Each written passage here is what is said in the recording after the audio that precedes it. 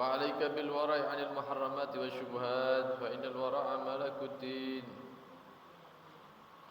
والذي عليه المدار عنه عند العلماء العاملين. وقد قال رسول الله صلى الله عليه وسلم كل لحم نبت من سحت فالنار أولى به. وقال عليه الصلاة والسلام من اتقى الشبهات وقد استبرأ لدينه وعرضه ومن وقع في الشبهات وقع في الحرام.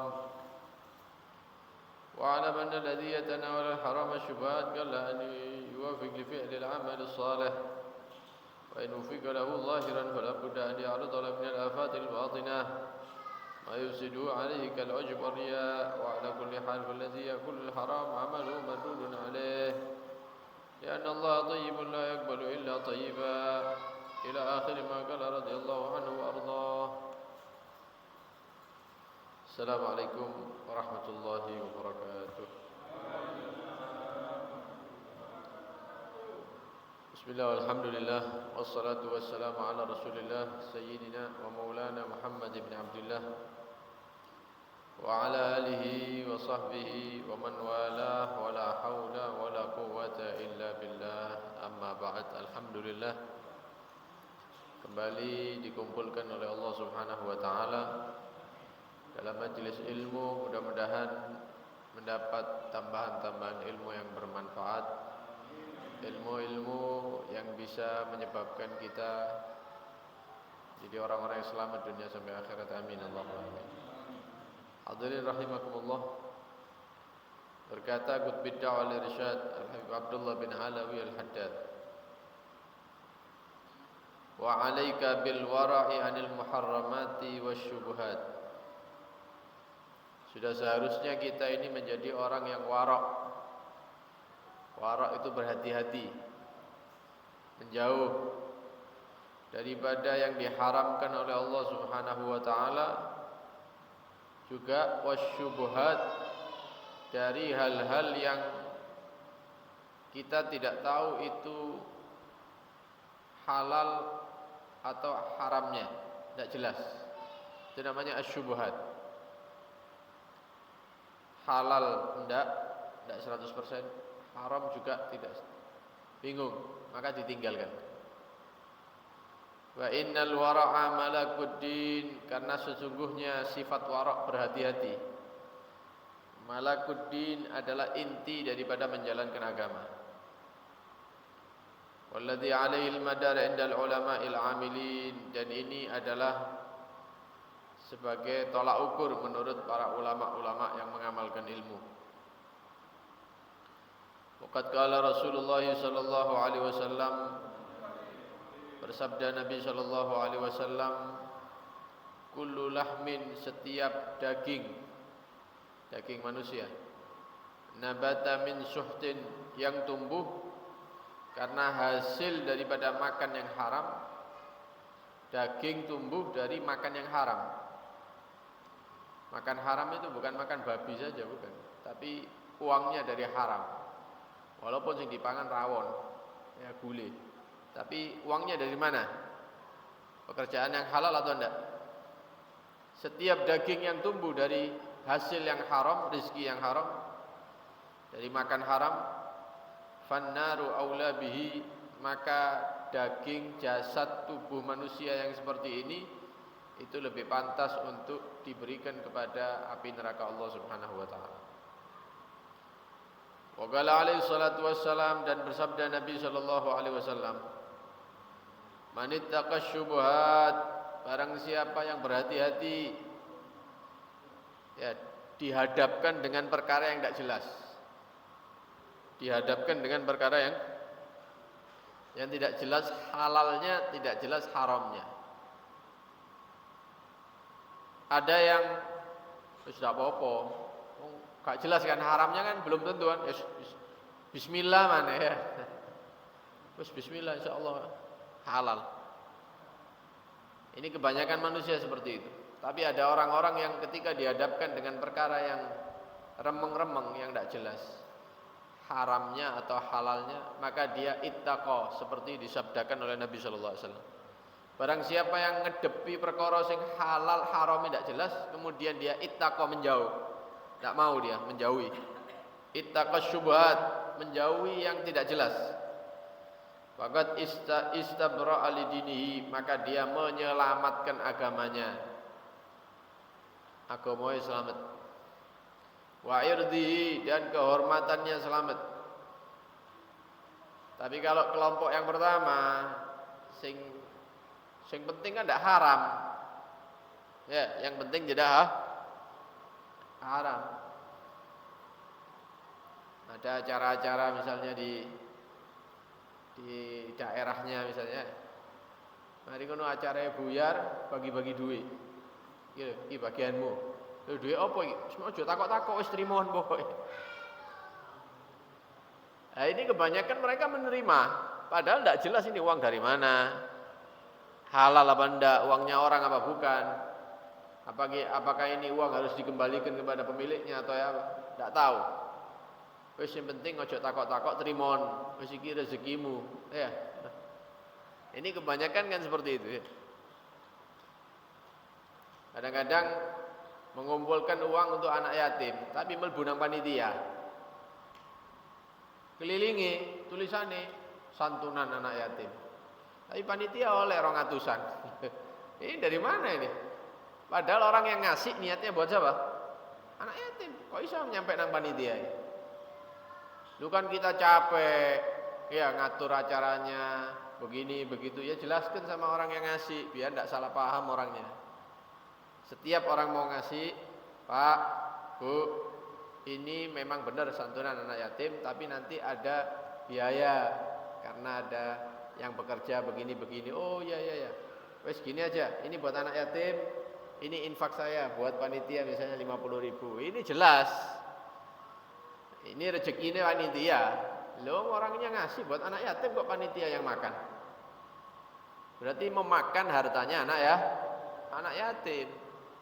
Loh, ini sudah berjalan bertahun-tahun Ustadz Habib, tetap salah ya salah, masih 10 tahun, masih 20 tahun. Justru yang salah itu harus dibenarkan. Bukan kita larang, lek ngono tau meneh, ndak usah ngene-ngenian wis, urusan dhewe ambek ustadzmu misalnya. Ngambul. Loh, bukan seperti itu, tapi diatur supaya uang yang masuk itu halal begitu. Nanti setiap sapa sing biasanya nyumbang, oh Bapak fulan ini misalnya 50 orang. Nah, sekarang dikasih pemberitahuan. Nanti ada biaya untuk misalnya yang bantu-bantu kelancaran acara, infaknya 25.000 misalnya biar per orang. Jelas orangnya nyumbang sekian buat anak yatim, yang 25 atau 50.000 untuk apa bahasanya? Operasional misalnya ya. Nah, itu yang operasional disendirikan anak yatim dewi. Mari ngono dikelompokno anak yatim dibagi. Panitia dikelompokno ini operasionalnya terkumpul sekian, berapa orang kita bagi. Nah, kan enak kan? Jelas halal, timbangi.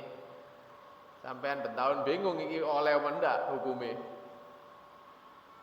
Nah, ini jadi sebagian orang itu ndak mau tahu. Wis aja takok-takok wis kok akhirnya haram, akhirnya ndak oleh maneh tahun meneh misalnya ya. Barang siapa yang waqa'a jatuh di dalam perkara yang syubhat, yang tidak jelas halal haramnya, sekali ya makan syubhat yang tidak jelas tadi, 2 kali, 3 kali, lama-lama waqa'a fil haram, ada yang jelas haram dia mau nanti. Kenapa? Terbiasa makan perkara yang tidak jelas. Tidak jelas ambil, iki dijupuk kabeh. Suwe-suwe ana haram lho iki. Sak apa? Kenapa terbiasa? Terbiasa mengambil yang tidak jelas. Dan ini hadisnya Nabi Shallallahu Alaihi Wasallam. Berapa banyak sekarang orang-orang yang makan hartanya masjid, makan harta wakaf, makan harta anak yatim, macam-macam. Padahal tidak berhak. Ya, duit masjid digawe modal kerja, lho enak pribadi. Lho niat saya itu kabeh niat.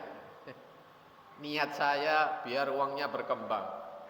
Ya kabeh lek ditakoki niate pasti alasannya niatnya baik gitu ya.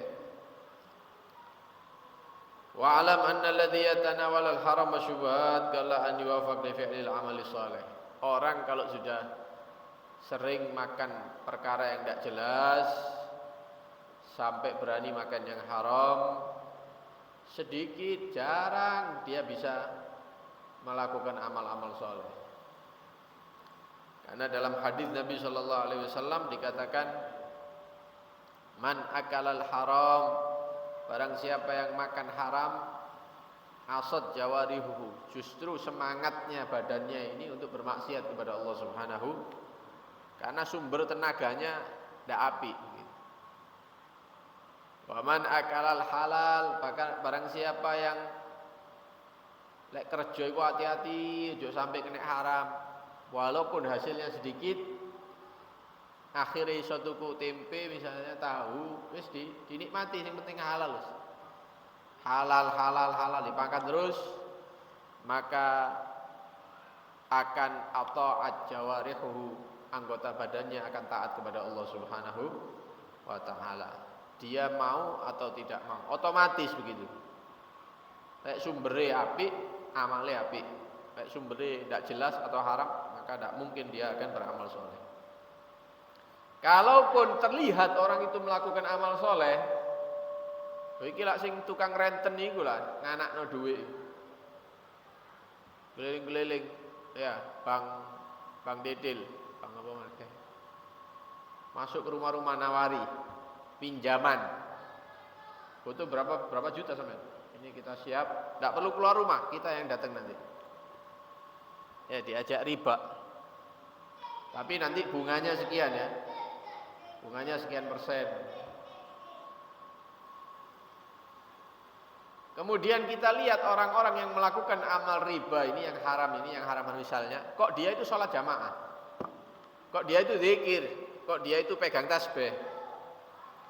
Kalau dia zahirnya, terlihatnya dia itu beramal soleh, padahal pekerjaannya tidak benar, fala budda an ya'ridha lahu minal afatil batinah, maka pasti kata para ulama ada penyakit hati yang bisa merusak amal-amalnya dia. Tidak mungkin sudah orang kalau pekerjaannya haram itu tidak mungkin kena. Dia sholat, dia zikir, dia baca Quran, dia iktikaf, tapi pekerjaannya haram, maka amal-amalnya itu tercampur dengan bangga diri, amalnya akan tercampur dengan riya, mengharap pujian manusia, bukan karena Allah Subhanahu wa taala. Maka perlu diketahui, barang siapa yang makan haram, kerjaannya haram, maka semua amal-amal solehnya tidak diterima, ditolak oleh Allah Subhanahu wa ta'ala. Li'annallaha thayyibun, karena Allah itu Tuhan yang maha baik, bagus. Allah itu bagus, indah, baik, bagus. La yakbalu illa thayyiban, tidak menerima kecuali yang bagus-bagus. Sing elek-elek tidak diterima. Innama yatakabbalullahu minal muttaqin. Yang diterima itu amalnya orang-orang yang bertakwa. Kalau dia berani makan haram, ya tidak diterima sama Allah Subhanahu wa taala, walaupun ibadahnya banyak. Ya, haji enggak duit haram, umrah enggak duit haram. Masya Allah Ustaz, kenapa? Penyanyi dangdut yang pakai rok pendek itu haji sekarang. Dari mana uangnya? Ya dari nyanyi itu. Misalnya umroh dari nyanyi, wis jelas tidak diterima ya sama Allah. Kecuali dia tobat sama Allah, berhenti daripada keharamannya, dia nyari uang dengan cara yang lain.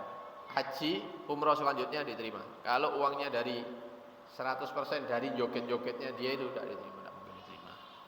Tidak ada. Innallaha thayyib. Allah itu maha bagus, maha baik, tidak akan menerima kecuali yang baik-baik. Iku masih begal tapi bangun masjid, tidak diterima. Kepala begal, hasil begal dikai bangun masjid, tidak diterima sama Allah. Wis tidak usah bangun masjid ya. Mandeko begal salato itu lebih bagus ketimbang duit begalnya kayak nyumbang masjid misalnya. Kemudian wa bayanu dzalika annal a'mal la yutasawwar fi'luha illa bi harakatil jawarih. Amalan-amalan yang kita lakukan ini harus ada gerakan tubuh pasti.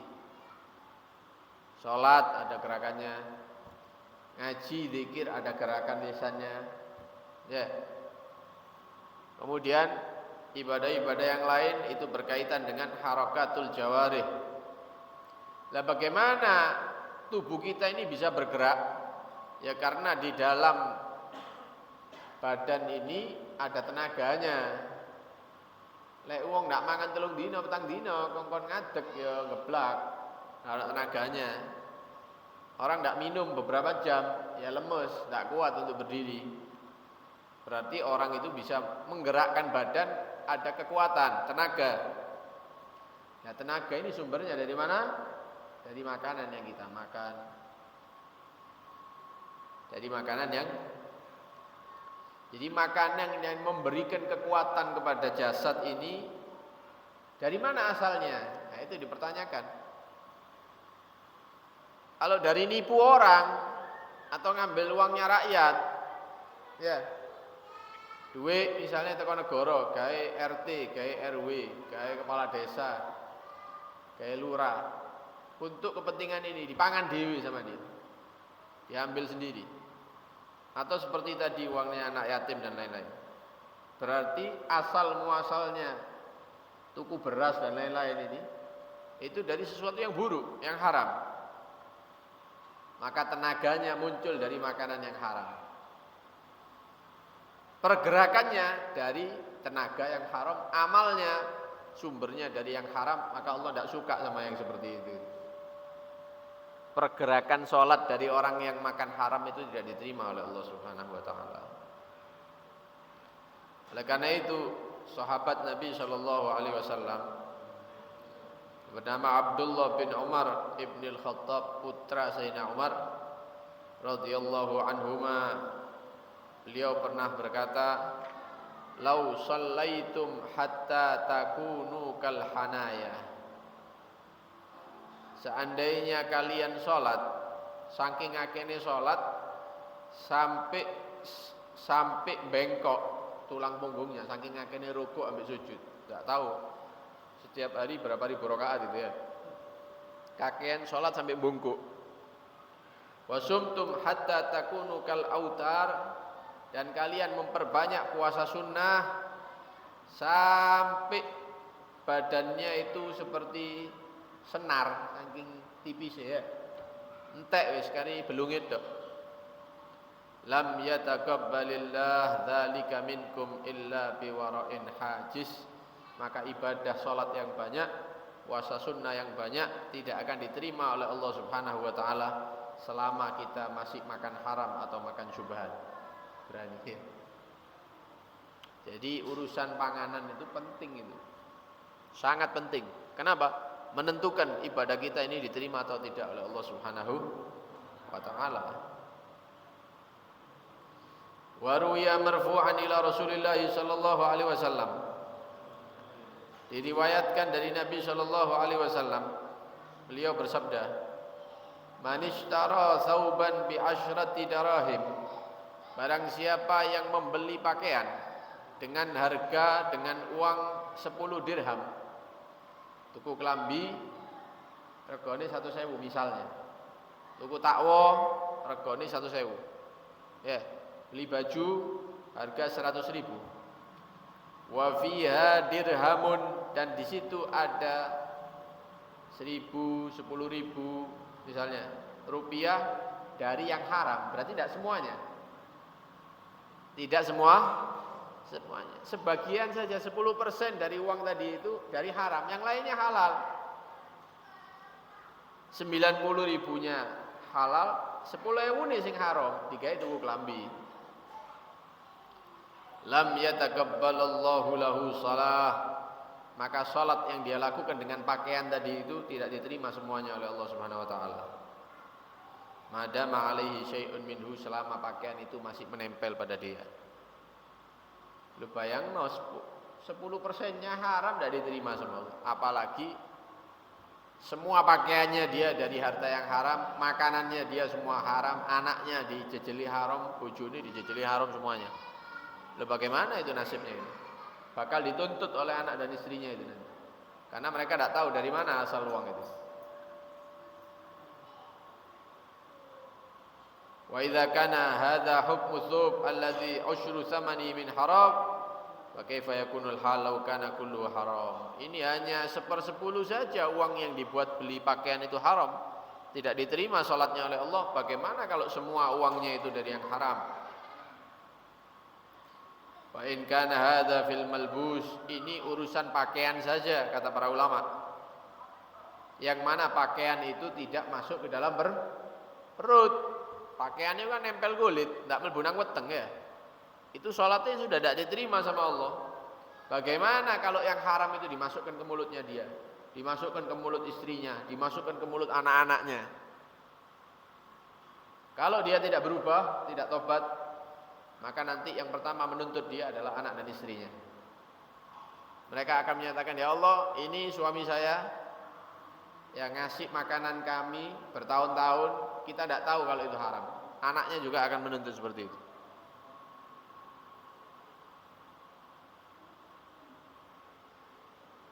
Karena itu kadang-kadang orang itu tidak ngerti kalau apa yang dia kerjakan selama ini itu salah. Ono sing ngerti tapi tidak ngurus. Alasannya, lek aku tidak kerja iki, tidak mangan begitu. Akhirnya dilanjutkan sama dia. Ya tugasnya orang-orang yang terdekat, orang-orang yang ngerti, yang menghadiri majelis ilmu, ya mengingatkan dengan cara yang baik. Kenapa? Karena dia adalah saudara kita. Bukan kita pegel sama dia, bukan. Justru kita ini rahmat sama dia. Saya punya teman, misalnya teman SD, teman SMP kawin, bojone misalnya kerja di bank bunga-bunga itu ya, anak yang utang sekian bayar sekian gitu ya. Nah karena dia teman saya nasihati. Ya tentunya bukan di depannya orang, ngomong enak-enakan begitu santai. Ya. Istri ente itu begini, coba aja ngomong. Mungkin dia mau. Ya ada yang mau berubah, ada yang belum siap berubah, tapi pelan-pelan gitu. Karena ekonominya tidak bagus. Ada yang tidak mau sama sekali. Nah ketika kita sudah menyampaikan, itu tugas kita. Yang memberi hidayah itu Allah. Kita hanya menyampaikan saja kepada mereka. Terutama kalau itu masih ada keluarga. Masih ada keluarga kita sampaikan. Kalau apa yang dia lakukan ini tidak dihalalkan oleh syariat begitu. Ya memang bayarannya gede memang. Hasilnya memang lumayan. Ketimbang hanya jualan-jualan di rumah misalnya atau di pasar. Ya gedean itu memang, tapi kan tidak ada ridhonya Allah. Ya apa enaknya begitu. Padahal hidup ini ya sebentar. Kebutuhan kita juga tidak terlalu banyak. Ya, cuman kadang kita aja terlalu banyak mimpinya ya, terlalu banyak pinginnya begitu. Pingin ini, akhirnya berusaha. Nah, kadang-kadang usahanya itu sampai melanggar agama. Supaya keinginannya tercapai. Alhamdulillah ada orang yang berhenti betul dari urusan itu. Ya keadaannya berubah drastis. Sing awale banyak uang dan lain-lain langsung gejlek wis. Tapi tidak apa-apa gejlek di dunia ketimbang gejlek di akhirat. Untung berhenti sekarang. Ngomong dorong itu nanti uangnya masuk ke mulut anak-anaknya nanti. Berhenti beralih kepada pekerjaan yang lain. Ya, ditelateni pelan-pelan, insya Allah diberikan jalan oleh Allah. Ya. Nah, ini kita ingatkan. Orang-orang di sekitar kita ingatkan. Yang pekerjaannya tidak benar, ya diingatkan. Baik, mudah-mudahan dijauhkan daripada yang diharamkan oleh Allah Subhanahu wa taala. Mudah-mudahan ibadah-ibadah kita diterima oleh Allah Subhanahu wa taala. Keluarga kita semuanya dijaga oleh Allah Subhanahu wa taala, anak-anak kita, orang-orang yang kita cintai mudah-mudahan dijaga oleh Allah Subhanahu wa taala. Tidak diberikan rezeki kecuali dengan jalur yang halal yang diridhai oleh Allah Subhanahu wa taala. Semua yang diberikan oleh Allah kepada kita, kepada keluarga kita mudah-mudahan diberkahi oleh Allah Subhanahu wa taala. Amin. Allahumma amin. Sallallahu alaihi wasallam Muhammad wa alihi wasallam. Alhamdulillahirabbil alamin. Wassalamualaikum warahmatullahi wabarakatuh. يا ربنا اعترفنا بأننا اقترفنا وأننا أسرفنا على لظى أشرف وتب علينا توبة تغسل لكل حول واستر لنا العورات وآمن الروعات واغفر لوالدينا ربي ومولودين والأهل والإخوان وسائر الخلان وكل ذي محبة أو جيرة أو صحبة والمسلمين آمين ربي اسمع فضلا وجودا منا لا باكتساب من بالمصطفى الرسول نحظى بكل سوء صلى وسلم رب عليه عد الحب وآله وصحبه عدد طشت صحبي والحمد للإله في البدء والتنهي والحمد للإله في البدء والتنهي سبحان ربك رب العزة عما يصفون سلام على المرسلين والحمد لله رب العالمين.